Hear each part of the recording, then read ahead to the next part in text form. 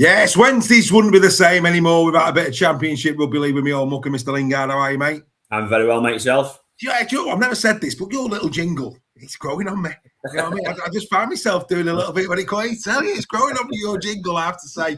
Outstanding stuff, mate. Right, before we get into the round that was, let's talk a few things in terms of the wider game. I want to pick your brains. Obviously, IMG rumoured that they're going to be changing the points elements for certain parts of the structure of the IMG scoring criteria.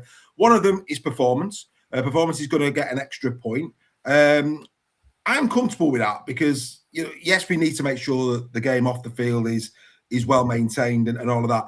But on-field performance is ultimately what the fans see. That's the thing that has to be driven. So to maintain standards on the field, is that a positive for you as a coach?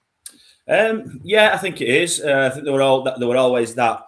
I guess the dissension when they announced the IMG rankings that it were heavily weighted to off-field scoring rather than what you did actually on the field. But I think it's, is it rugby league again, just changing things for the sake of changing things? We don't seem to let things bed in, do we? It's almost like we're changing things before they're starting, and maybe some clubs have spent a bit of money and focused on certain areas about to score points with the IMG gradings based on what they've been given historically right at the start, and now we're changing them not so long into the process. So I think we need to, like we said before with Rugby League, that we seem to chop and change quite quickly rather than letting things, I guess, bed in for a period of time and letting clubs and letting the game come to terms with what it is that they need to deal with. Yeah, that's interesting. I mean, obviously they're moving from 3 seasons to a 2-season average score. I think because of the changing dynamics of squads and this, that, the other, are you comfortable with that element that it's a smaller window in terms of, because that brings into the play consistency and current form as opposed to historic performances? Does it play into consistency though? Because you're actually shortening the window of performance, aren't you? Consistency to me means it's over a longer period of time. So maybe you're opening the avenue there for somebody to come in and over a 2-year period chuck a load of money at something to try and get some success on the field in that shorter term period, rather than building it again over a longer period of time. I'm not so sure whether. For me, whether it's a great move or not, like I said, consistency for me needs to be over a period of time. But they came out with the 3 years initially. I don't really see what's changed in such a short space of time to knock it down to 2 years. Interesting times. Finance up to 5. I mean, obviously, from where we're at the moment in the Championship, I'm presuming you're more comfortable with that element, that the financial viability of clubs has to be high on the agenda currently because of what's going on. Yeah, it does, and I've not looked too much into the details around the finance, but I think even with the finance, I think that probably needs to be delved into a little bit more, and like I said, not looking into the minute details around it. How much of that finance is based around what happens to a club if their money man or money person withdraws their support from the club. Our club's going to be financially viable based on the fact that one individual takes their money from the club. I think that needs looking into as well, that we need to make sure that there is that financial security element there, and we're not just relying on one person that's putting money into the club. Because as you can see, lower down the Rugby League Lad in Championship, if that individual suddenly decides they don't want to put that money in anymore, I want to pull away for whatever reason, then clubs are folding or at danger of folding. And there's a lot of clubs within Super League that I would imagine would be in a similar sort of circumstance if that money individual decided, that's it, I've had enough now, I'm just going to walk away from the club and walk away from the game. Yeah, which of course we're seeing, aren't we? And I think, I've had time to consider this and to look at it. If I want to take a broader view, it has the feeling of almost like we're accepting now that Super League is Super League and the Championship is the Championship, and that crossover is almost going to become very, very difficult indeed, which lends its weight to things we spoke about in terms of if there's going to be this feeder element, which of course then changes things dramatically in terms of how the second tier will look like. When you start to see the performance is going up in terms of points, and we'll get to the 1895 Cup in a minute, you're seeing a shorter window. that finances are important. And we know that from a finance perspective, don't get me wrong, there's some mega losses in Super League, but investment will probably sort that out to a lesser degree. Do you get that feeling? And as well, community drop by a point. Do you get that feeling now that this is now almost like them saying, well, we've got to really focus now on improving yet again the top tier, and all out of that is that this doesn't really feed to championship clubs? I think so, to a certain degree, yeah. And I think it's maybe, is it the cynic's view that you're looking at the scoring's being changed to try and get London into Super League as well? And I think we all, look, I'm a massive advocate of London, and I think for the game to grow internationally and to get sponsorship and money coming in, we do need a London team in there. And actually, we've now got a London team in the Championship that are performing well. They've got a star-studded squad, so they're probably going to achieve that. If it were based on promotion relegation, probably achieve that this year as well. Is it a coincidence that it's changing this year based on the fact that London are more than likely going to be in Super League next year? Does this indicate that it's going to stay at a 14-team Super League and somebody's going to have to come out for London to go in, rather than it being a 15-team Super League and then London would have just gone in and everybody else would have stayed there? I'm not so sure on that, why the changes are so prominent and so immediate now. If it weren't to keep it a 14-team Super League, and then somebody might be at danger of dropping out. Well, I do. I mean, again, a lot of rumours circulating that London are canvassing now for a 15-team Super League in 2027. I think what's important, and again, it's where Rugby League does tend to, especially with these teams that come up. We've seen it with York, Bradford, and of course Toulouse this year. They leave it to the 11th hour, which, from a recruitment perspective, just completely shackles them. They need to call this now for me. So that these teams, because I don't know about you, but my personal belief in terms of on-field, have Bradford. I go back to London's last time in Super League, and had they been given assurances that they were in the following year, I think London that year would have brought more players in, and probably, it'd have been bad news for Hull FC because they were competitive. There's no doubt, but they did it right in the fact that they didn't overspend, which was to their credit. They didn't go and get the marquees and the rest because they didn't get those assurances. Had they done so, there's an argument London had already been Super League. So I think York especially have been very, very competitive week in, week out. Toulouse have shown wonderful glimpses. So too have Bradford. For me, they need to be given those assurances now so they can start to plan properly for 2027, which will improve the competition and the competitiveness. Would you agree? Yeah, 100%. And I'd even do it even sooner. I know it was a late decision last year based on the fact that 3 teams found out that they're going up right at the end of the season. I would have done it 12 months sooner. I would have let teams know that, look, in 12 months' time, these are going to be the teams that are in Super League. It gives them a 12-month period then to get the players in, start getting the players in that they need, to start that long-term planning, that long-term recruitment, what they need to do on and off the field. And they've got that 12-month period to make sure that they're ready to go, rather than it being a scramble around to try and get in whatever players that they can potentially get in, try and get in whatever finances they need to get in. And I think London are in that situation now, that they might be in a little bit of a better situation in terms of finances and being able to attract players now based on what they've got at the club now. But I think, historically we've always done that as well. Even if you look at promotions from Championship and from League One to Championship, it's the last game of the season. So the team that comes up, that historically came up from League One to Championship, didn't know that they're going to be up into Championship, and it was around about 4 or 5 weeks before you started your pre-season training again. So the recruitment for that team that were always coming up from League One were very, very difficult, because a lot of players would already have been re-signed or signed on elsewhere.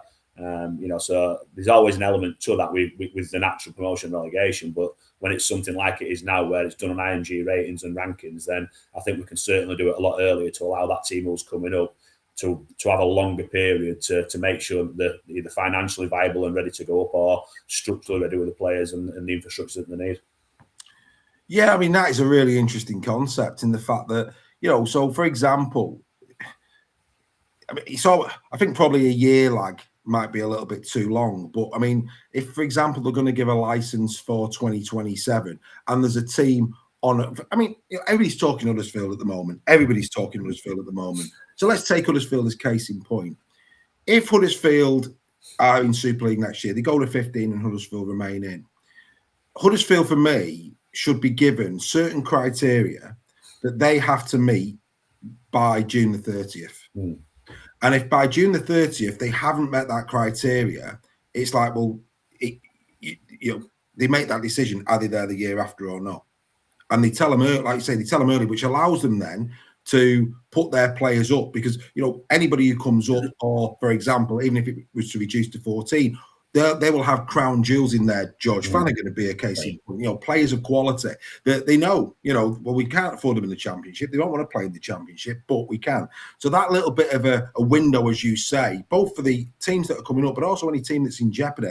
From a finance perspective, which is what we're talking in terms of finance, but it allows you to manage your books better, doesn't it? Yeah, 100%. And I think you've just got to look at the process that they're following in the NRL with the new teams that are coming in the NRL. Yeah. They've given them the notice about when they're actually joining the competition. So they've got that set period of time where they know they're joining the competition. They've got that window now where they can get their house in order on the field, off the field, so they can hit the ground running with the best possible chance of success. And I think it's a real smart and sensible way of doing it, rather than at such a short notice for either teams that are coming in or teams that are potentially going out of Super League. Then they need that notice. Yeah, I mean, and do you know what a great case in point that is? I mean, West Tigers take a bow. Jerome Luai and Anthony Johnson going in there. I mean, and again, it allows them to market, doesn't it? They've got a year to get the posters out, and look who's coming to PNG. You've got, I said West Tigers, Luai's coming from West Tigers. But yeah, I mean, PNG, to get the posters out, look who's coming to PNG. And that's before Willie Peters starts looking at maybe some of the PNG players that are playing in this hemisphere to go over there and become marquee. And you say that planning, and this is why I'm very interested to see the NRL coming into Super League, because the way in which they plan, with the greatest respect, they are better at the proof's in the pudding. They are better than we are. And if they can bring that expertise over, it can only be a good thing. I mentioned the 1895 Cup because it's gone in terms of, I mean, it was a pittance of points that you got for it anyway. But, as a fan of the game, I've always liked the idea of the 1895 Cup, because it gives teams a chance of silverware in the Championship over and above the main title. But what we've seen now is no sponsor. Derek's pulled out for obvious reasons. No Wembley, which is a big reason why Derek pulled out. And now no IMG. From my perspective, I'm just going to say it bluntly, it's almost like they've thrown that trophy on the scrap heap. I agree, 100% agree. It's almost a pointless competition now. And I think some teams have used it as that this season as well, where they've left people out and rested them because there's no carrot at the end of the stick to try and get there. Now, if you look at historically the competition in whatever guise or name it's been called, when it had its own day out at Blackpool, that was a great weekend away with that. Yeah, it was great to get there, and teams had the day out and the weekend out, and then it's moved to Wembley, and again there were a carrot at the end of the stick there for a realistic ambition, realistic prospect of people outside of Super League getting to Wembley, and that's that would a massive carrot to try and get there, and now it's like I said, what is it? It's a cup without a sponsor. It's a cup without any points to win for IMG. I don't even know if they've decided where the final's being played as yet. It's almost a little bit of an afterthought, and they might as well, if it's not going to change next year, then it might as well not be in there.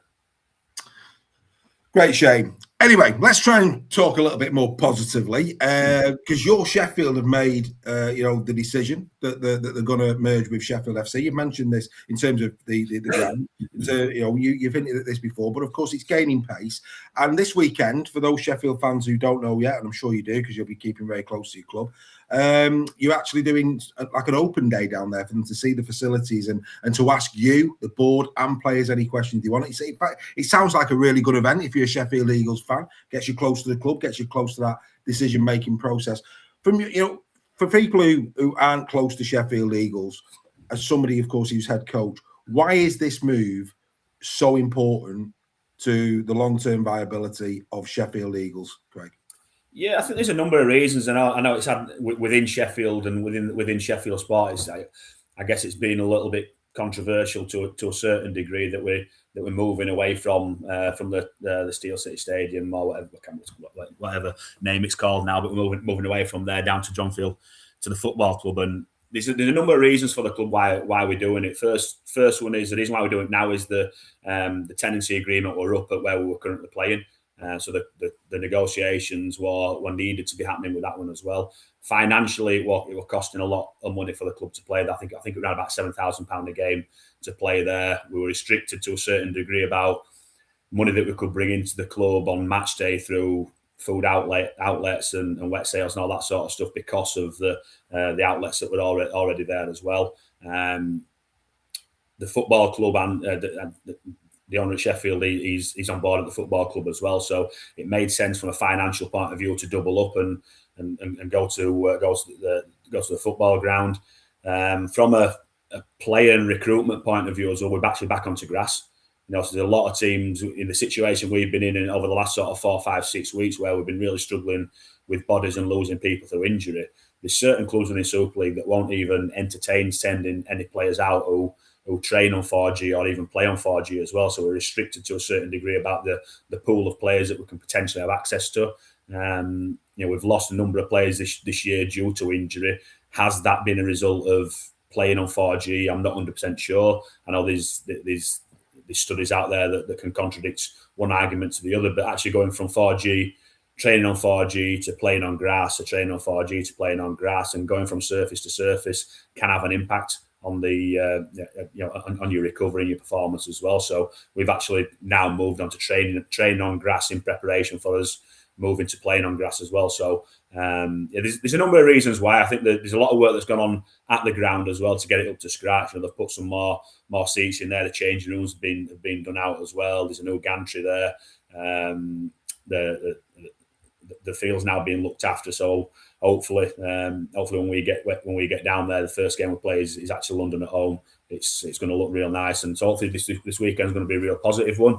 I guess the negative for us is that it's actually around about 300 yards outside of Sheffield. If you stand outside the ground and stand on the main road and look to your left, you can see the actual welcome to Sheffield sign. So we are actually currently outside of Sheffield, and it's hoped that this is as much of a short-term venture as possible, because the intention is to move Sheffield FC and Sheffield Eagles to their own playing facility within the city of Sheffield. I think with the situation at the minute with the council, getting planning permission, the site approved is difficult at the minute because of the local council elections and what's going on. So I think everything's been put on the back burner at the minute based on, are they going to be re-elected? Is there going to be a new council that's going to be coming in? So that's all been put on the back burner to a certain degree. But there's lots of work going on behind the scenes to try and make sure that we can get plans in place to get us back into Sheffield and lay down some real permanent roots there. Yeah, no, happy days. And how far? So from in terms of city centre to the new ground, what mileage are we talking?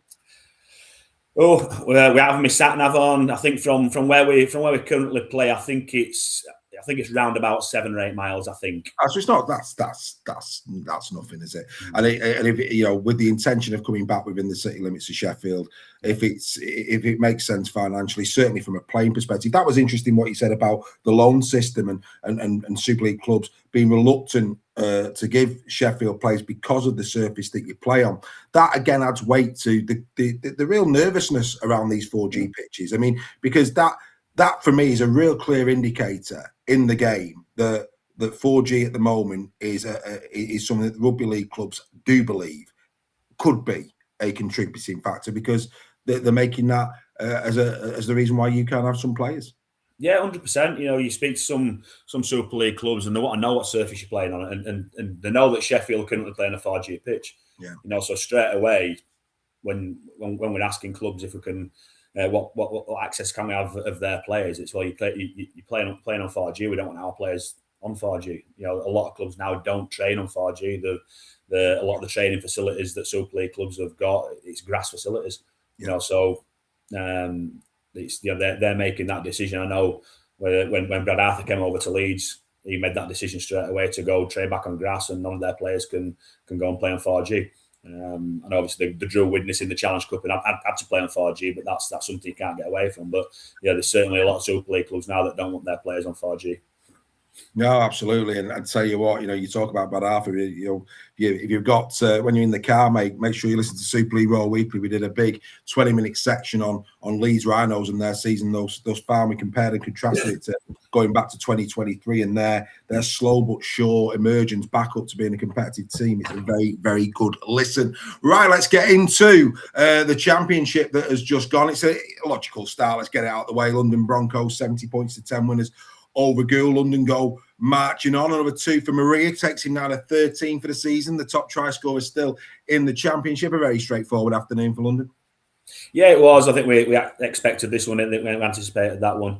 Always going to be difficult for Gould. I think they got a number of players in on loan, did Gould as well, to try and help them out on the Saturday. But obviously with the strength and the class that London have got, we're always going to be a difficult task for them. It was. So let's get into more juicy affairs. Did you see this coming? Swinton Lions 28, Midland Hurricanes 10. I mean, I nearly fell off my chair. Shock of the round. Has to be the shock of the round. Great win for Swinton.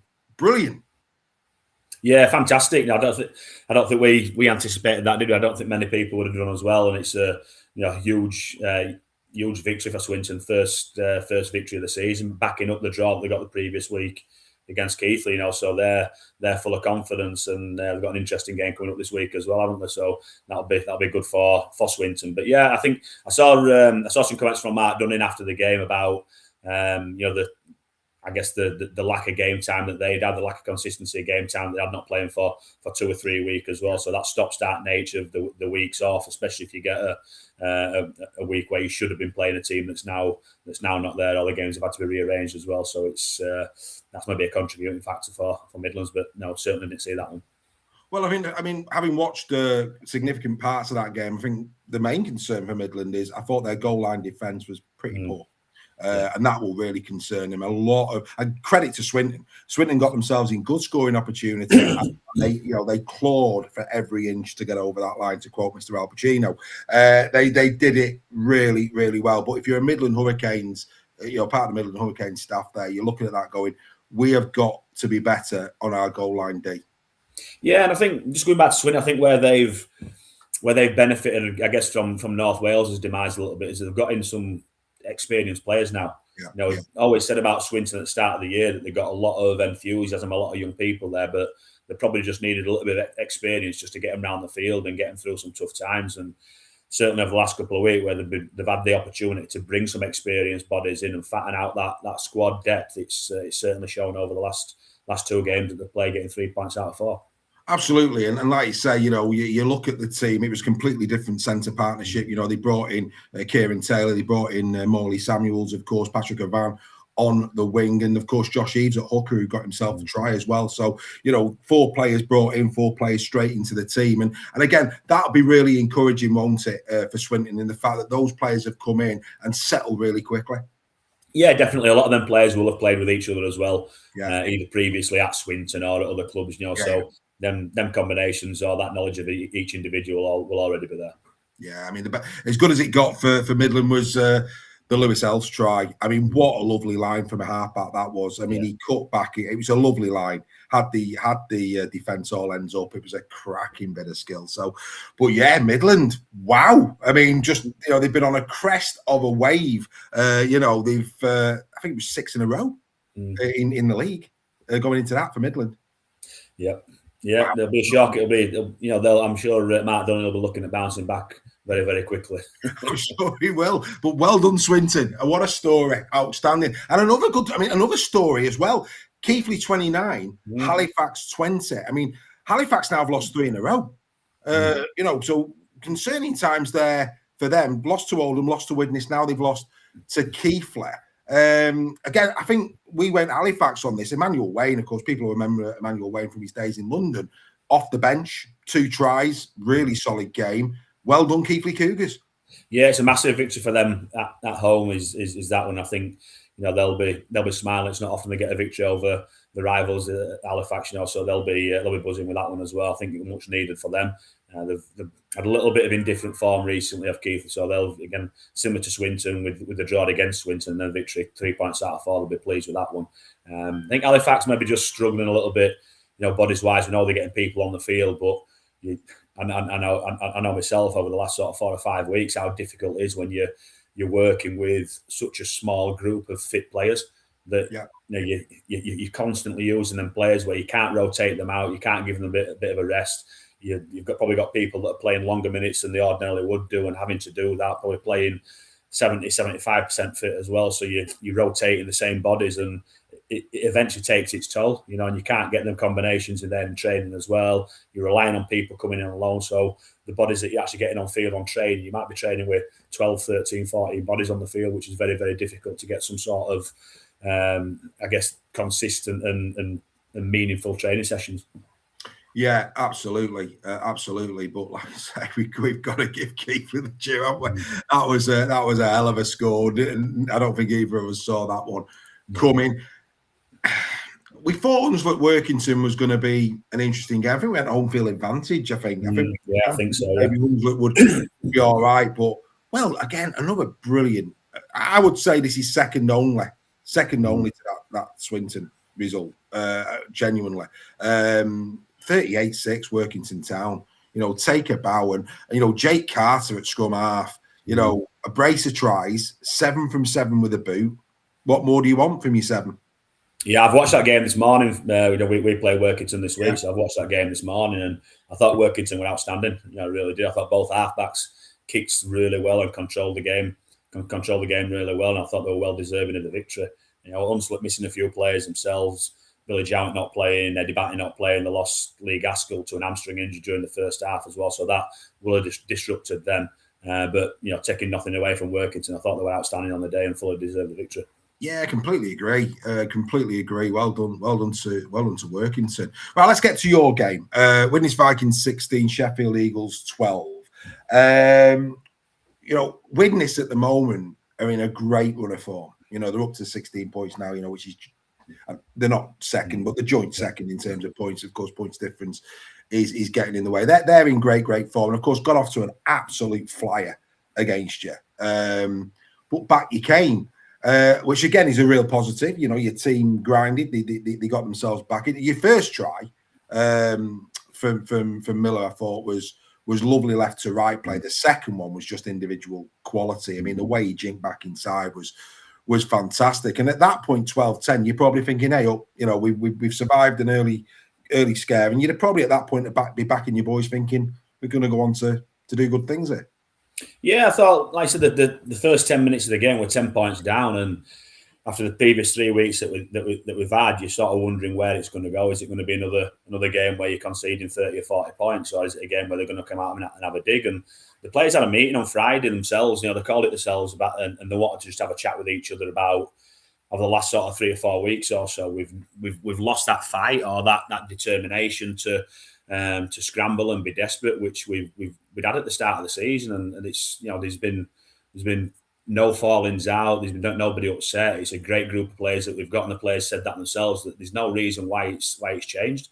So they made a real conscious effort, did the players, that they wanted to make sure they were difficult to beat this week, and they knew they were low on bodies again, people playing out of position and people missing, so they knew that the backs were against the wall. So they wanted to almost create like a bit of a siege mentality theme during the game, which in the first 10 minutes you're sort of wondering, has that chat actually worked? But for the remaining 70 minutes, I thought the work rate were outstanding. They were real desperate to defend their own goal line. They scrambled for each other, and they worked really, really hard. And some of the elements of the game that we've talked about that have been missing recently, that were there in abundance. And probably more happy with the game this week losing than I was last week at the game against Salford and winning the game.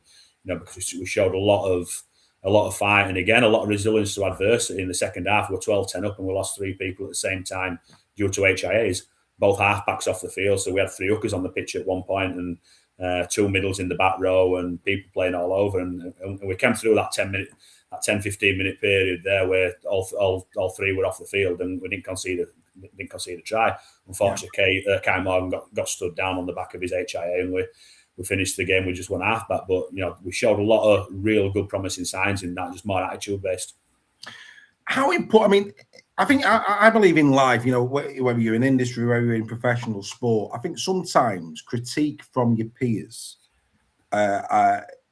is more impactful at times than seniors, because, you know, you're a part of that playing group, you know, and I think for them to have, I mean, from your perspective as coach, do you see it the same way that, you know, I know that strategy and you will have standards yourself as the coach, but that inner sanctum of the playing group, having their own personal standards and holding themselves to account in the right way, that's vitally important in any squad, isn't it? No, it's massive. It's absolutely huge. I think because what sometimes happens when things start going bad is you look outward. You look at who else can I blame? It can't be my fault. It must be somebody else. Is it the training that we're doing? Is it the game plan that we've got? Is it the team that's been picked? Is it the weather? Is it because we had a bad journey? Is it because there was traffic on the way to the game? There's all sorts of things that can impact on a performance and the attitude and what happens. And it's a lot easier to look out than it is to look in. And I think that was the benefit of the chat with the players. Look, what can we do to make sure that we're getting better? You know, what can we do on a game when if we've made an error or we've conceded a try, what can we do to make sure that we don't double it up and replicate it? And it was more, I think it was more of the fact that the players were a little bit confused about it themselves, because, like I said, the atmosphere within the camp is first class. You know, it's a real close, tight-knit group of players. There's no cliques. There's no sort of little splinter groups that are off anywhere. Everybody's in it together. And I think that was a confusion with the players that, well, what's changed between the start of the season and now, and the last three games that we've had, what's changed? And it's, you know, I think it was just the understanding of, I guess, the realisation that, well, they may be feeling a little bit sorry for themselves. We've got so many people out and people playing in different positions that, you know, we haven't got the people in the field the potential we need on there. But that don't matter. You know, you can't control that. You can control what you can control, and what you can control as an individual, as a group, and a group is how hard you work and how desperate you are and how much you want, how much effort that you put in. You know, skill-wise stuff, that's a different thing. But the actual work rate and your effort that you put in is down to you as an individual and you as a group, that you can generate that yourselves. And I thought they did that this weekend. Yeah, I'm a great believer that if you put your own house in order, there's one thing for certain: if anybody's pointing fingers, they're not coming your way. Is what I always say. I mean, the try that Widnes scored, you know, I think they were on their own 25. Great little, you know, combination down the right hand side off the goal. Roberts, of course, finishes that off. As a coach, if you're going to lose a game, is it better to lose a game to a try like that? Or if you are going to lose a game, is it easier to take if it's a grubby one near the line? Which is better? I've never asked their coach that, so I thought I'd ask you, because it was a good, well-executed try on the right edge from Widnes to win the game. But from your perspective, you'd have seen holes there. You don't want to lose any game, but as a coach, which is the easiest to swallow? None's easier to swallow. That's the bottom line. I think from a coach's point of view, from that try concession, you're firstly, you know, Widnes are a quality side and they've got some great players and they've got the ability to score that try. From my point of view as a Sheffield coach, I'm seeing it with tackle 4. The first 3 tackles we'd restricted the meters to their 20-meter area, and I think what actually caused the try was a bad pass and a bit of a fumbled catch from Tom Gilmore. You know, so Tom Gilmore got the pass and it was behind him and he fumbled a little bit. And I think just based on that fact, Lenny Ellis tried to jam in and shut him down. Yeah. And Tom Gilmore, being skillful like he is, he just managed to turn and get the ball out, which then created the 3v2 on the edge. Kieran Gillen had to go up, and then Billy Walker sat back a little bit looking for the kick, and then he was a little bit too late getting up. So I think the actual miss pass or bad pass created the opportunity for them to then execute the skill on the edge. So from a defensive coach's point of view, really disappointing that we conceded from distance on tackle 4 when we should have been restricting them and kicking out of the 40. But, you know, take that off to the skill that Widnes showed to execute the play and see the game home. That's why I don't go fishing. Never hook anything. Dewsbury Rams 22, Whitehaven 12. Good win, this one for Dewsbury. 2 tries apiece for Bailey O'Connor and Tom Delaney getting the job done. They'll be happy with that, Dewsbury. Good win. Yeah, definitely. They're showing some consistency out there with, you know, what Dewsbury do, from my experience when we played in this year, is that the fight for each other. You know, they are a difficult team to beat. They work really hard, very workmanlike. And if you do that, you put yourself in a real good position to win games. And we saw it in the game against us when they conceded after the hoot, and then the week after when they conceded the last-minute drop goal to Batley. But they're putting themselves in position to win the games, and the more often that you do that, the more often you're going to win games. And we're seeing that now, and they're flying up the table. Yeah, absolutely. A great win for them. Barrow Raiders 18, Oldham 40. Of course, Oldham off the field, they're trying to get investment. There's talk, there's quite a few suitors potentially, which again is good news in the current climate that we're in. But Oldham on a tremendous winning streak. That's 7 games. They won the last 7 games. Riley Dean, a try, an important try in that first half when they were trailing 12-0 up. Barrow, 5 minutes in, despite all the injuries they've got at the moment in the middle unit. But then Riley Dean, really, really solid performance for him, both with boot and, of course, that try. Great win for Oldham, 40-18.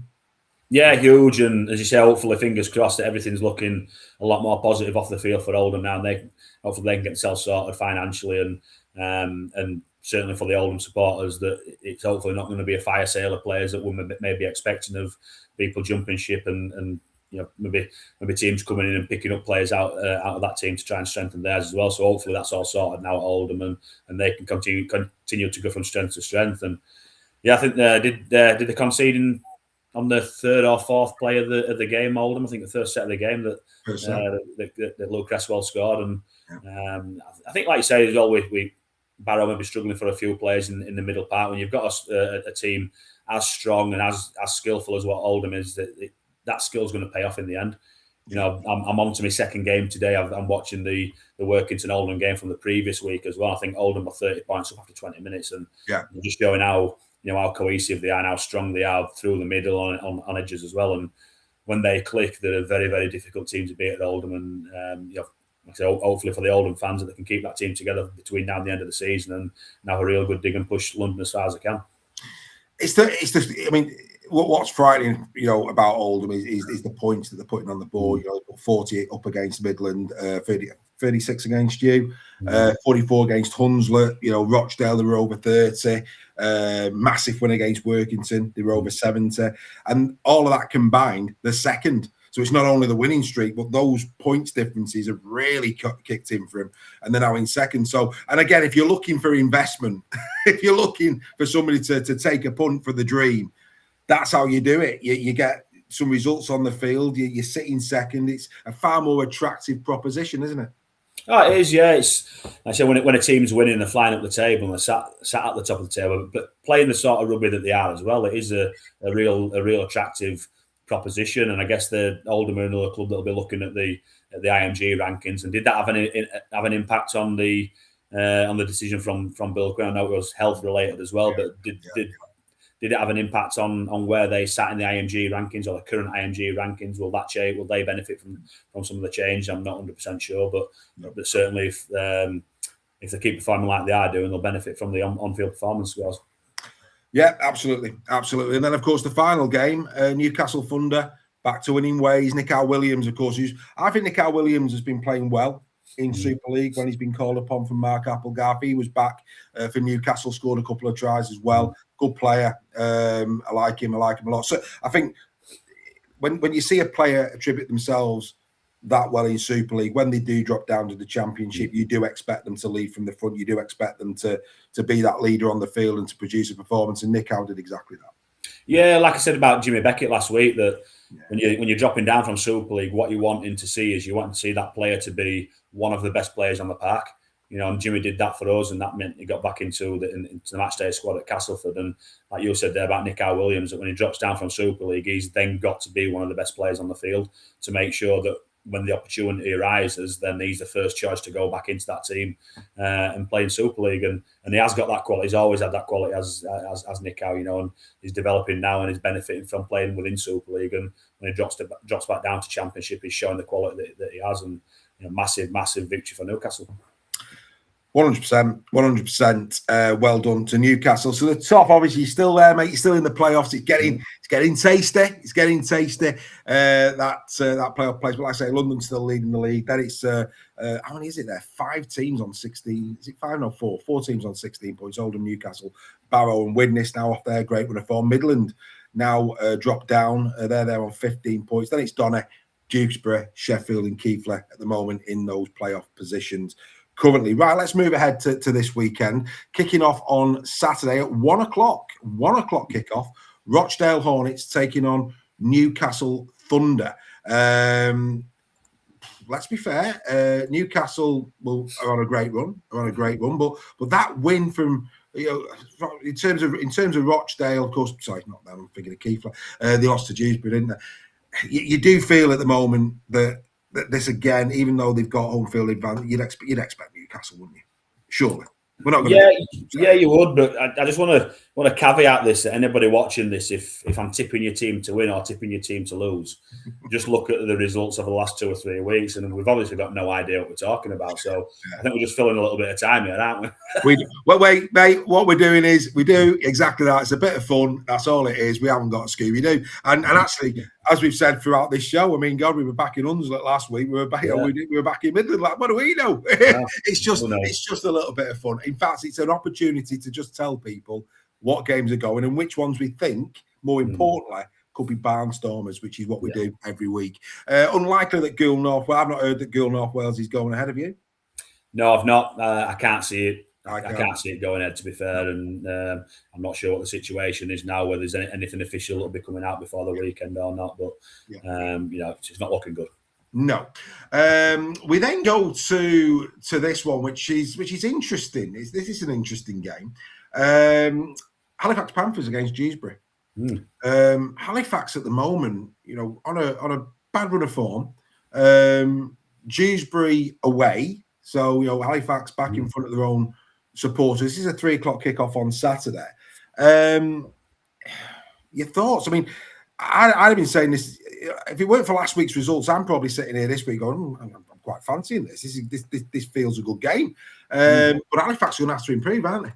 Yeah, they are. I think the positive for Halifax last week, I think they announced 5 or 6 players coming in, either permanently or seasonal loans or for a month loan. So it gives them that little bit of stability over a longer term period rather than going week to week on certain things. So that'll be a massive positive for them. But yeah, it's a difficult one to call, is this one.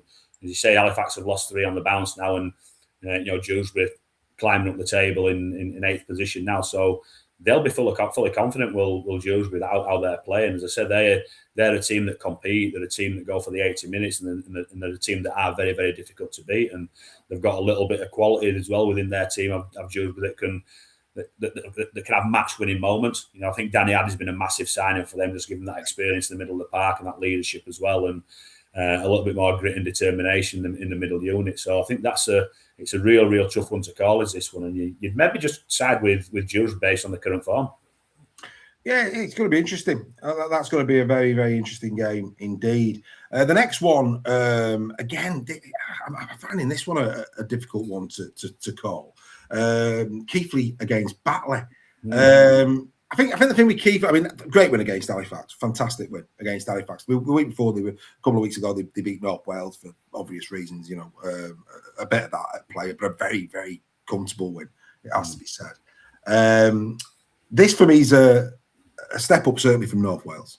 From a Batley perspective, of course, been a bit in and out. I think the last big win they had probably was that 1-pointer against Dewsbury, I would say. Where's your thoughts on this? It's an intriguing one, this one. It is, and there's a lot of pressure on Batley this week. They will have seen the fixture list, I guess, at the start of the season. They'll probably tick this one down as a game that they'll be looking at winning. But they're struggling for a little bit of form, struggling for a little bit of confidence now. So they'll be going into this game apprehensive, and that might have an impact on how they play. It might have an impact on how they perform and some of the decisions that they make. And when it gets into that situation, if they concede a try or get a couple of scores behind it, then they're in that situation where the confidence is blown, and then they just roll over, or they come out swinging again. So yeah, I think the first sort of 15-20 minutes of this game could be crucial. I think if Keith have a real good start and maybe get a score or 2 in front, then that could give them the confidence with how they've played recently to see the game out and puts Batley under a little bit of a cloud. But I think the first 15-20 minutes of this game could be real crucial. Now, if there is a game that I think people need to get to this weekend in the Championship, it's this one. Oldham taking on Donny. This, for me, I mean, of course, Donny a week off last week. They lost to London the week before, but before that, Donny were on a 6-game winning streak. There's no, and let's be fair, they gave London a proper game a proper game. I saw quotes in the paper in terms of they're relishing the opportunities going back up against London again. They really, they played very well against London, and of course coming up against an Oldham side that are 7 in a row. So for me, this Sedgley Park, Park Lane, Sedgley Park, 3:00 on Sunday. This one, whoa, this could be must see. It's a cracking game on paper. Yeah, I think it is. It's tied around it. It could be a cracker, could this one if both teams turn up with their A game. And I think the way that Oldham have been playing recently with the sort of rugby that they're playing, the strong, the physical, the tough, the play through the middles. We've got class on the edges as well, and the halfbacks are absolutely killing it at the minute. And we know how well Doncaster were playing prior to that defeat against London. And yeah, they got beat against London, but I think they were winning for 72 minutes, 71, 72 minutes of that game, so let's not class that as a bad performance. So it's I guess it's you take London out of the equation, it's a game with the two form teams in the competition at the minute, probably the two strongest teams in the competition. I couldn't call this. No. I can't call it. I just think it's one of those, could be golden point. I mean, it's one of those games where you just think, do you know what? If you're in and around that area on Sunday, for whatever the ticket price is, it could be a great couple of hours of entertainment down there. A real barnstorming game. And I, for one, there's a part of me that's hoping that's going to be on YouTube somewhere to have a watch, because I think it could be an absolute stormer. Absolutely stormer. Right, the next game's an interesting one because you played them in the last 2 weeks. Salford against Widnes. Do you know what? I mean, Salford, I know you had your injuries, you had your injuries at the time, but it was a good ding-dong that you had against Salford without question. Tight affair against Widnes. So, again, having seen both teams up close, what's your thoughts about this one? Yeah, it's an interesting one. I think it'll depend on the sort of squad that Salford have got available to them as well, and the players that they can get out there. I think Widnes, looking at the game from the weekend, I think they come through pretty much unscathed injury-wise. So I would imagine their 17 will be very, very similar, and it is a strong 17. I'd probably side towards Widnes on this one with the way that they're playing, and they're playing some nice, attractive rugby at the minute as well. And I think I'll probably side towards Widnes on that one. Fair play. Again, this time last week, be interesting to what we'd say about Swinton Lions against Whitehaven. Of course, the new coach of Swinton has got a bit of history where Whitehaven's concerned, so that's a bit of added spice in it. But suddenly, that Swinton result, and of course the bodies that they brought in, suddenly this is now it's game on, isn't it? Yeah, I think it is, and I think I probably met Swinton slight favourites in this one based on the fact that the 2 games unbeaten, first time all year they've gone 2 games unbeaten, and as I said, they'll be full of confidence with the new players that they've brought in, that added experience that they've brought in, and home field advantage again. I think it's probably just slightly in their favour. Yeah, so that's going to be very interesting. Good luck to the Swinton Lions on that one. And then look, when you look at the scores coming in Saturdays, Sundays, and you look down the track, and you've got Workington this week on the horizon, and you see what they did at the weekend. It's like, oh, thanks for that. A team have suddenly clicked in the week before you go there. As a coach, knowing that that's your next destination, and of course, we say it all the time, it's a trip into Cumbria. What were your thoughts? Do you know what, mate? I don't mind it, because if anything, if they'd have got beaten, if they'd have played in the week after they played Oldham and Oldham put 70 on them, there's always that potential that the players go in when we're showing them videos. It's going to be easy. We're just going to turn up and we're going to put us kit on and we're going to score 40 or 50 points. There's always that worry at the back of your mind that complacency might set in. So I don't mind the fact that they've travelled away to Hunslet and they've put a real good score on the board and not conceding many points themselves. So I don't really mind that at all, because if anything, it gives us that added focus. We're not playing well at the minute. We had a good game at the weekend. We had a victory the previous week against Salford, where we didn't play particularly too well for the last 40 minutes. So we're hopefully going to start getting some bodies back now. Jordan Abdul's coming in. He's joining us permanently today. I think that should be announced. Right. I think it should be announced now, to be fair. So we're hopefully going to start getting a few people back from injuries. So squad wise, depth wise, we're starting to hopefully get a little bit better now in terms of the number of bodies that we've got and the quality of people being able to play in their own current position. So there's a lot of factors for us that we need to focus on, and I think the facts, like I said, that Workington had a real good victory at the weekend at Hunslet. It just makes sure that we're not going into that with any sort of complacency whatsoever. As you say, it's always difficult going up to Workington or Whitehaven or Barrow any time of the season, regardless of how they're playing and what they're doing and where they are in the league. So it's got the makings of being a good game as this one for me. Just on that, you hear coaches say we're preparing for the best of. So as a coach, if you're coming up against a side that has been pumped for the last 2 weeks by 50, do you discount them and go to the game where they were on? Is that the video you do of when them at their best at some point in the season? How much of the current form do you look at, or do you go to that place where they were on and you go, right, forget what's happened in the last 2 weeks.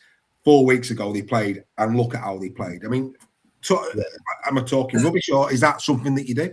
No, you do a little bit of both, to be fair. So I'm doing the previous 2 games. I generally watch the 3 previous games because it gives you a good idea about where they are at that current point in time. There's no point going back 6-7 games because it'll be different people, different players that are playing injury wise, different combinations or whatever.